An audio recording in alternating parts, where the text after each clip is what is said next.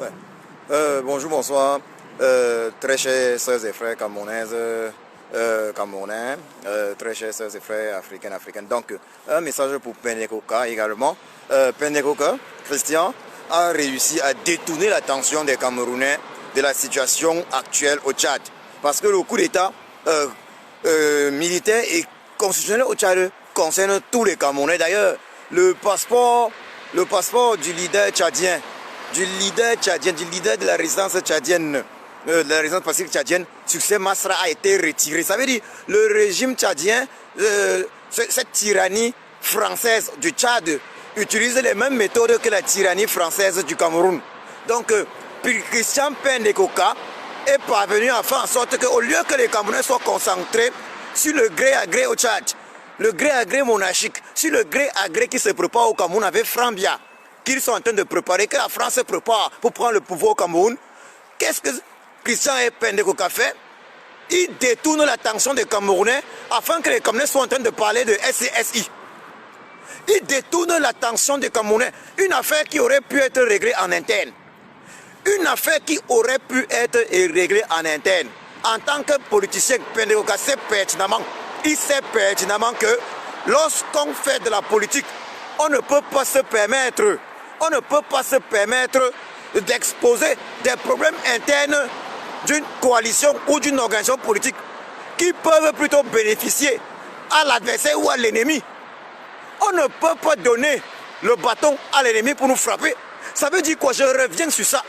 Même s'il y avait eu un détournement, cette histoire devait être réglée en public et les coupables devaient être punis. Ça veut dire quoi? Il devait y avoir un audit qui devait être fait.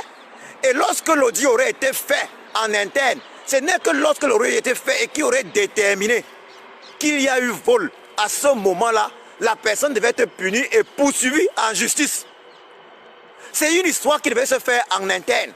Et ce n'est que lorsque cela devait s'avérer qu'il y a eu vol, que la personne maintenant devait être non seulement relevée de ses fonctions, mais poursuivie en justice. Mais il y avait là l'intention de détruire le MSC. Maintenant, les partisans d'Ekoka disent que non, Ekoka n'a pas parlé du président élu dans son direct d'hier. Que non, il a parlé d'Henri Djoko. Mais qu'est-ce qu'ils sont? Que ce n'est pas le président élu qui l'accuse. Mais ils accusent le président élu, son excellence Kamto Maurice alias Sage, de soutenir Henri Djoko parce que Henri Djoko est un Baham comme lui. Ils l'accusent donc de ne pas sanctionner. Pourquoi?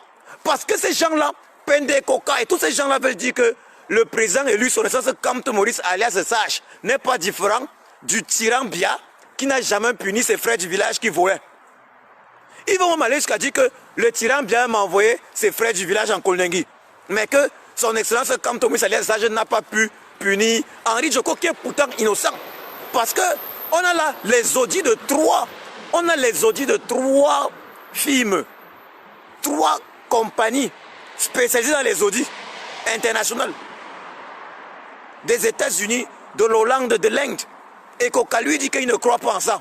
C'est une histoire d'église. On est là, on est dans la religion. Si tu penses qu'il y a un problème, mais il fallait consulter de vrais cabinets d'audit. Tu avais consulté un cabinet qui n'avait pas pu sortir un résultat clair dans le but de discréditer Pendekoka, dans le but de discréditer le MSC. Arrêtez cette hypocrisie. Quand on est traître, on est traître. Arrêtez ça. Je l'ai dit aujourd'hui, je le redis encore, pendant qu'on devait parler de la situation au Tchad, qui est une situation qui nous concerne tous. Pendekoka, tu pousses les Camerounais, tu nous pousses à parler de SCSI. Alors qu'il y avait déjà eu les audits, alors que le président lui a parlé. Et je le dis ici à tous ceux qui doutent de la parole du président élu, tous ceux qui ne croient pas en ce que le président élu a dit. Ça veut dire que le président élu a fait réaliser des audits, il a payé de l'argent pour cela, il a fait réaliser des audits. Les audits sont là sur la table, le même résultat, 3 compagnies différentes, le même résultat. Il y a eu un bug, Les audits sont là, ceux qui n'y croient pas n'ont qu'à se chercher leur leader.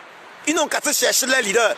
Nous, on reste derrière le président élu, son excellence Kamto Maurice alias Sage. Le peuple reste derrière lui.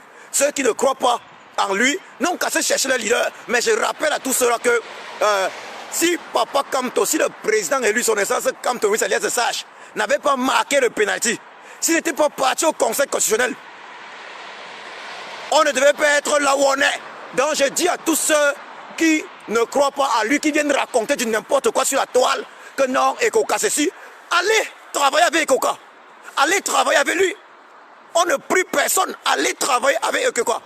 Ekoka, il peut valoir Kamto, le président élu. Il peut valoir Papa Kamto. Il peut le valoir, il peut avoir ses couilles. Les manifestants du 22 septembre, Ekoka était où? Il avait disparu. Il peut avoir les couilles de Papa Kamto. Je veux même parler du niveau intellectuel. Il peut le valoir? Non, il ne peut pas le valoir. Je le redis encore pour finir. Ekoka a réussi à détourner l'attention du peuple camerounais du véritable problème qu'il y a actuellement.